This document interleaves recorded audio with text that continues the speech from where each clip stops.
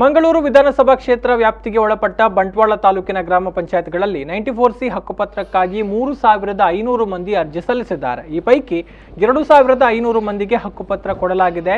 ತಿರಸ್ಕೃತಗೊಂಡಿರುವ ಉಳಿದ 1000 ಜನರ ಅರ್ಜಿಗಳನ್ನು ಪುನರ್ ಪರಿಶೀಲಿಸುವಂತೆ ಸಹಾಯಕ ಆಯುಕ್ತರಿಗೆ ಮೇಲ್ಮನವಿ ಸಲ್ಲಿಸಲಾಗಿದೆ ಎಂದು ಮಂಗಳೂರು ಶಾಸಕ ಯುಟಿ ಖಾದರ್ ಹೇಳಿದರು. ಬಿಸಿ ರೋಡಿನ ತಾಲೂಕು ಪಂಚಾಯತ್ ಸಭಾಂಗಣದಲ್ಲಿ ಅರ್ಹ ಫಲಾನುಭವಿಗಳಿಗೆ 94C ಹಕ್ಕುಪತ್ರವನ್ನು ವಿತರಿಸಿ ಬಳಿಕ V4 ನ್ಯೂಸ್ ಜೊತೆಗೆ ಮಾತನಾಡಿದರು.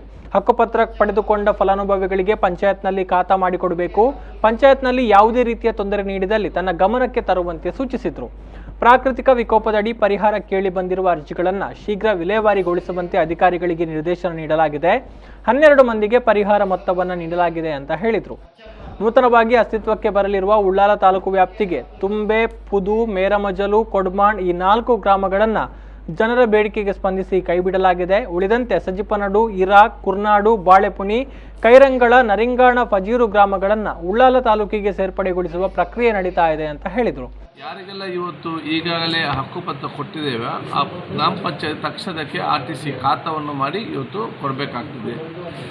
ಹಕ್ಕುಪತ್ರ ಸಿಕ್ಕಿದಂಥ ಜನಸಾಮಾನ್ಯರಿಗೆ ಪಂಚಾಯತಿನಲ್ಲಿ ಖಾತೆ ಮಾಡಲು ಏನು ಕಿರುಕುಳ ಮತ್ತು ಏನು ಸಮಸ್ಯೆ ಇತ್ತು, ನಿರ್ಲಕ್ಷ್ಯ ಅಥವಾ ನಿಧಾನ ಮಾಡೋದಿದ್ದಲ್ಲಿ ನಮ್ಮ ಗಮನಕ್ಕೆ ತರಬೇಕಂತ ನಾನು ಕೂಡ ಕೇಳಲಿಕ್ಕೆ ನಾನು ಇವತ್ತು ಬಯಸ್ತೇನೆ. ಈ ಸಂದರ್ಭ ತಾಲೂಕು ಪಂಚಾಯತ್ ಅಧ್ಯಕ್ಷ ಚಂದ್ರಹಸ್ಕರ್ ಕೇರಾ, ಉಪಾಧ್ಯಕ್ಷ ಅಬ್ಬಾಸ್ ಅಲಿ, ಜಿಲ್ಲಾ ಪಂಚಾಯತ್ ಮಾಜಿ ಸದಸ್ಯ ಉಮರ್ ಫಾರೂಕ್, ಹಿರಾ ಗ್ರಾಮ ಪಂಚಾಯತ್ ಮಾಜಿ ಅಧ್ಯಕ್ಷ ಅಬ್ದುಲ್ ರಜಾಕ್ ಕಿರಾ, ಪುದು ಪಂಚಾಯತ್ ಅಧ್ಯಕ್ಷ ರಮ್ಲಾನ್ ಮಾರಿಪಳ್ಳ ಮೊದಲಾದವರು ಉಪಸ್ಥಿತರಿದ್ದರು.